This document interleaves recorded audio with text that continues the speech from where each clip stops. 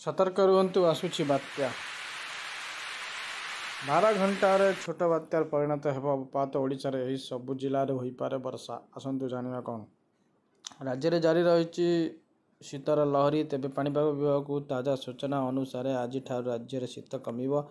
राति तापमात्रा प्राय 4 डिग्री पर्यंत बढ़ीपे। यह प्रभाव कम शीत अनुभव हेब। उभय पाणीपाग विभाग और विशेषज्ञ एभली पूर्वानुमान करिसेंति। तमिलनाडु श्रीलंका उपकूल में हेबाकु थिबा बात्या प्रभाव राज्य में कां भां वर्षा होइपारे। भुवनेश्वर संलग्न उपकूल जिले में आज राति सर्वनिम्न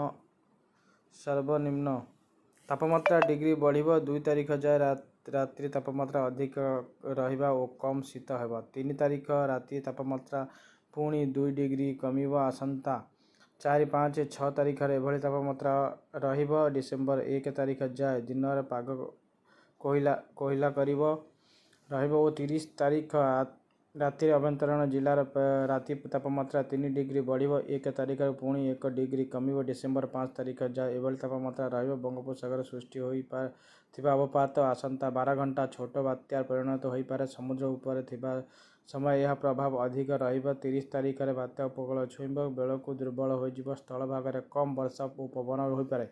तेबे ओडिशार उपकूल में बात्यार प्रभाव पड़िबार संभावना कम। दक्षिण उपकूल ओडिशा तथा गंजाम हालुका वर्षा होइपारे। विशेषकर आज और आसंता काली दक्षिण उपकूल ओडिशा हालुका वर्षा होइपारे। आज केन्द्रापड़ा, भद्रक, जगतसिंहपुर, पुरी, गंजाम और गजपति जिले में हालुका वर्षा होइपारे। सेहीपरि आसंता काली मयूरभंज, केन्दुझर, रायगड़ा, कोरापुट, मालकानगिरी स्वल्परू अधिक धरणर वर्षा होइपारे। सेहीपरि 30 तारिख उपकूल ओडिशा समेत रायगड़ा, कोरापुट, मालकानगिरी, मयूरभंज स्वल्परू मध्यम धरणर वर्षा हेबार संभावना रही।